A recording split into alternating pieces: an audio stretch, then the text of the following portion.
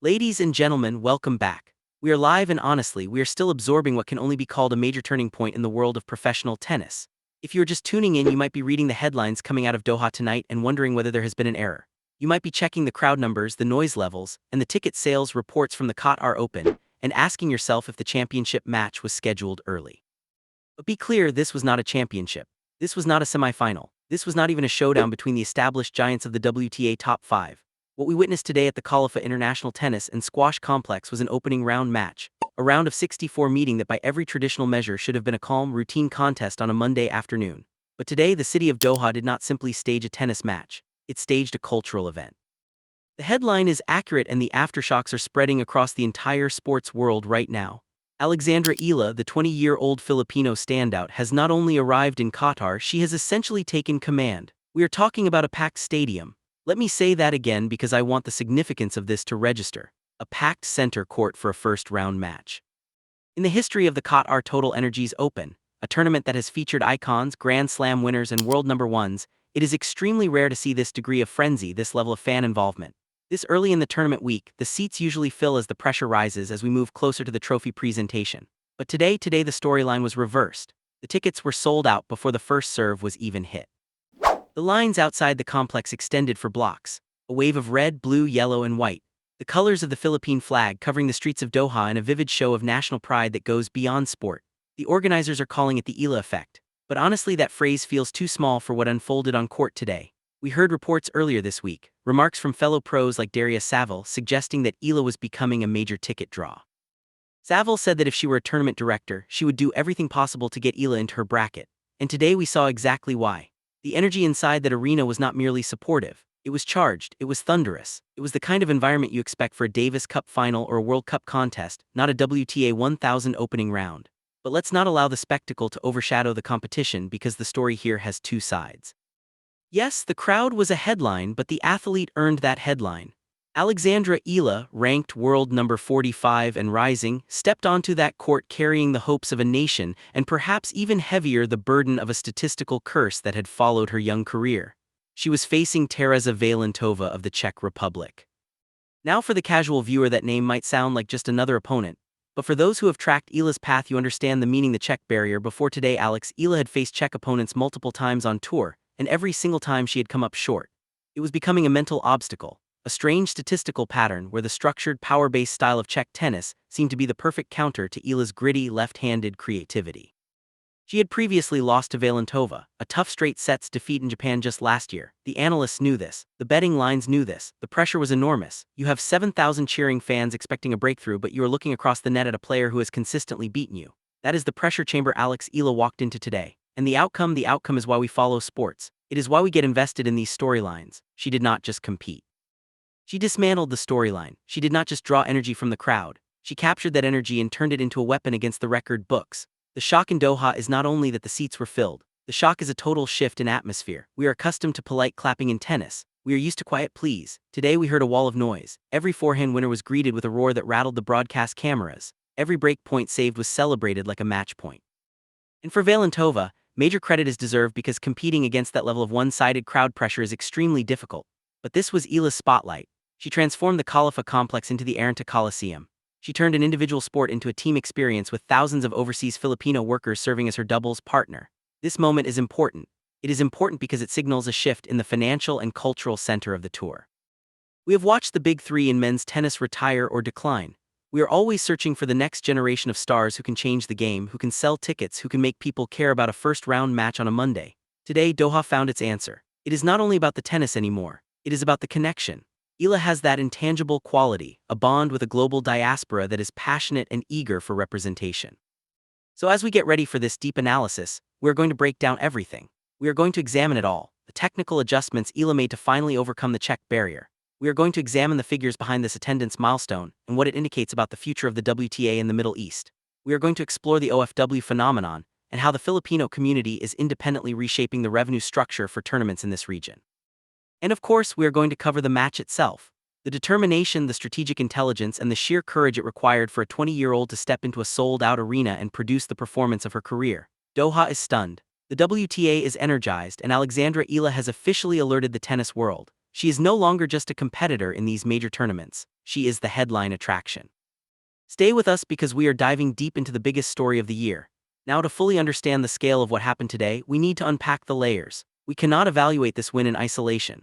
We must review the path that led to Doha, the specific matchup dynamics, and the broader context of Eala's 2026 season, which is shaping up to be her true breakout campaign. Let's begin with the background of the Czech barrier. It may sound like superstition, but in professional sports, these trends turn into mental roadblocks. Entering this match, Alex Eala held a 0-9 record against players from the Czech Republic across all professional levels. That includes defeats to power hitters like Marie Bouskova, Katerina Siniakova, and of course her opponent today, Tereza Valentova.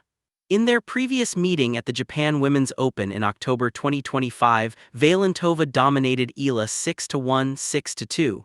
It was not competitive. Valentova's style, big serve, flat ground strokes, relentless offense, is perfectly built to pressure a player like Eala, who prefers to construct rallies, use her left-handed spin, and move opponents around the court. So when the Qatar Open draw was released, there was a collective sigh from the analytics community. Here was Eala, coming off a career-best ranking of 45, playing the strongest tennis of her life after a quarterfinal run in Abu Dhabi, and who appears in her section. The one-player profile she has consistently struggled against in a rematch with the opponent who overpowered her 4 months earlier. But this is where the 2026 version of Eala appears. We saw hints of it in Abu Dhabi against Ekaterina Alexandrova. Even though she lost that match, the attacking intent was visible. The readiness to step inside the baseline and strike the ball early was evident. Today against Valentova, Eala did not simply wait for the Czech player to miss. She seized control of the rallies. From the opening game, the strategy was clearly different. In Japan, Eala was forced several feet behind the baseline, scrambling to absorb Valentova's pace. Today, powered by that roaring crowd, Eala held her court position. She used the quick Doha surface to her benefit. We saw her deploy the lefty slice serve wide on the ad side, a classic Raf El Nadal pattern to stretch the court, and then immediately attack the open space with the forehand. She was not playing cautiously, she was playing to command. The first set was a lesson in composure. Valentova started aggressively as expected, breaking Eala in the third game. In earlier matches, this is where Eala might have tightened up or unraveled, but the crowd must be mentioned. When Eala fell behind by a break, the stadium did not fall silent. The chance of "let's go Alex" only intensified. It was non-stop. It builds a pressure chamber for the opponent, and Valentova, who is also young, clearly felt that strain. She began to overhit. She started forcing her serve, and Eala, sensing opportunity, broke back immediately with a spectacular backhand down the line winner that nearly lifted the roof. Winning that first set was the emotional release. You could clearly see the Czech barrier fatting from Eala's body language. The fist pumps grew more forceful. Her movement between points looked more assured. By the time they entered the second set, it was no longer a battle of technique. It became a battle of determination, and Eala had 7,000 supporters driving her determination forward. Let's shift to the headline attraction angle of this story. Why is this happening? Why is Alex Eala filling a stadium in Qatar on a Monday? We need to examine the demographics. The Middle East, especially the UAE, Qatar, and Saudi Arabia, hosts very large overseas Filipino worker populations. For decades, these communities have supported the region's infrastructure, healthcare, and service sectors. But in elite sports, they rarely had a global star to support live in person. Boxing had Pacquiao, but his major fights were mostly in Las Vegas or Macau. Basketball is extremely popular, but the NBA is based in the United States. Tennis offers a special opportunity. It is a worldwide tour that stops in these hubs. When Eala competes in Abu Dhabi or Dubai or Doha, she is not the visiting player. She is the crowd favorite. This is a major disruption to the traditional tennis order. Normally, the home favorite comes from the host nation or is a universal legend like Federer or Nadal. Eala is creating a traveling home court advantage. We saw it at the Australian Open in Melbourne, another city with a large Filipino diaspora. We saw it last week in Abu Dhabi, and now we are seeing a peak in Doha. Tournament directors run commercial operations, they sell tickets, they secure sponsorships, they market hospitality packages. For years, early round matches at WTA 1000 events in the Middle East have struggled with weak attendance. It is a recognized problem. You often see top 10 players competing in front of sparse crowds until the weekend. Alex Eala changes that equation. She activates a quiet fan base that is eager, committed, and ready to spend money to support one of their own. When the news confirmed that the stadium sold out immediately for her opening match, it sent a signal to the WTA. The map of tennis fandom is evolving. It is no longer centered only on traditional European or American markets. The Asian market, especially the Southeast Asian diaspora, is a sleeping giant. Eala is the wake-up call. This carries financial consequences. If you are the Qatar Open, you want Eala in your event every season. You may begin placing her matches in prime time sessions under the lights to maximize Philippine television audiences and local attendance. We may see wild cards used more strategically to ensure players with this level of drawing power are featured attractions. Although to Eala's credit, she did not need a wild card this time. She qualified through her ranking, which makes the storyline even stronger. She belongs here on merit and she leads the box office through popularity. Let's return briefly to the technical analysis of the match because the quality of tennis deserves recognition.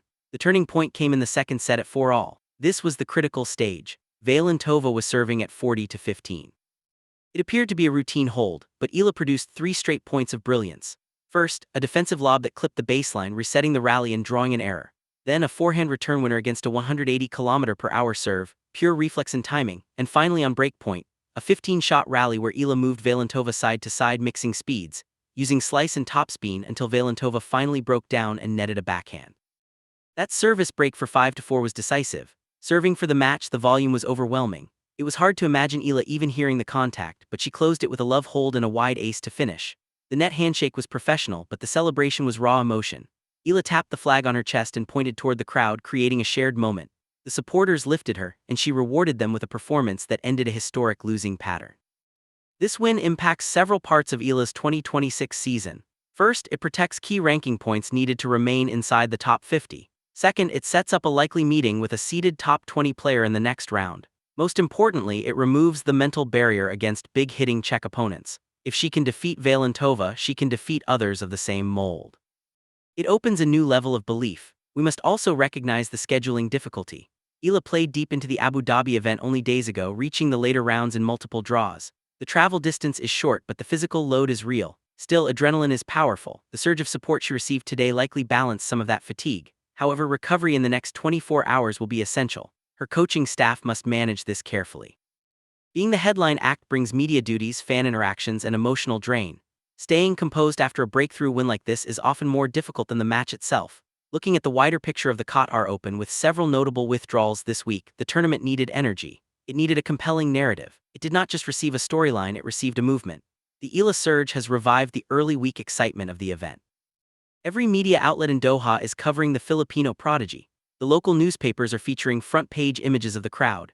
This creates pressure on the other competitors. Imagine being a top 5 seed playing on court 1 with 200 spectators watching while the world number 45 is on center court with 7,000 roaring fans. It reshapes the hierarchy and forces the establishment to take notice. We heard Daria Saval's remarks, and privately other players must be thinking that they need their best level if they face her because they are competing against the crowd as well.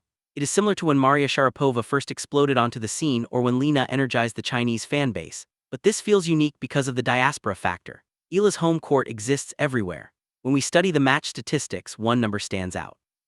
Eala's unforced error total was far lower than her normal average. In high-pressure settings, mistakes usually increase. For Eala, they decreased. This reflects growth in her mental discipline. She's 20 years old now and no longer a junior champion adjusting to the pro circuit. She's an experienced professional who has spent years on tour, absorbed tough defeats, and learned to control her nerves. Today served as a graduation moment for her mental strength. The sold-out headlines will dominate social media, and deservedly so because it is a marketer's dream. But for tennis purists, the real headline is that Eala solved the power hitter problem, which is the gateway to reaching the top 20. She has the touch and the speed, and the question has always been whether she can absorb and redirect the pace of the heavy hitters. Today, against Vailantova's weight of shot, the answer was a clear yes. So where does that leave us? The Qatar Open has only just started, but the signature moment may have already occurred. The surprise is not only that she won, but how deeply it resonated with so many people.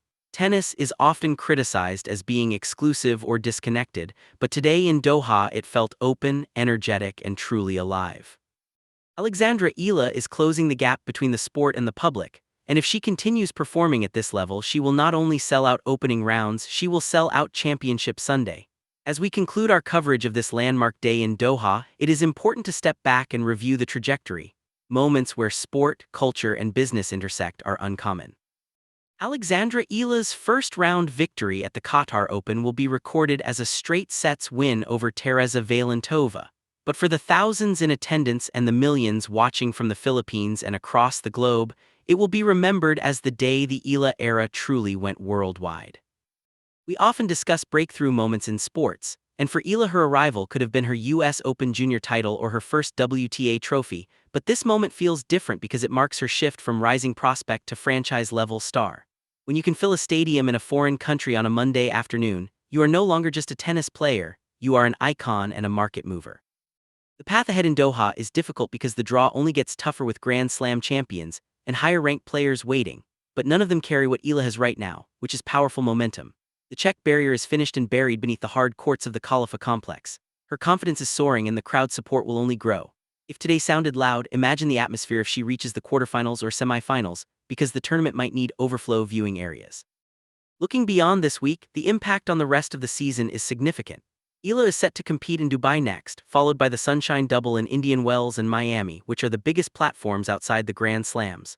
By proving she can manage pressure under the spotlight of a WTA 1000 main draw in Doha, she is positioning herself for a strong run in the United States.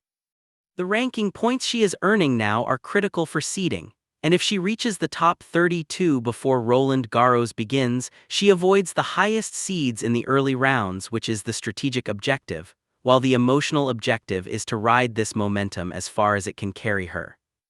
We must also recognize the Filipino community in Qatar, because you were the co-stars of today's event and demonstrated true passion by turning a tennis match into a celebration of identity, which is a powerful reminder of how sport can unite people far from home.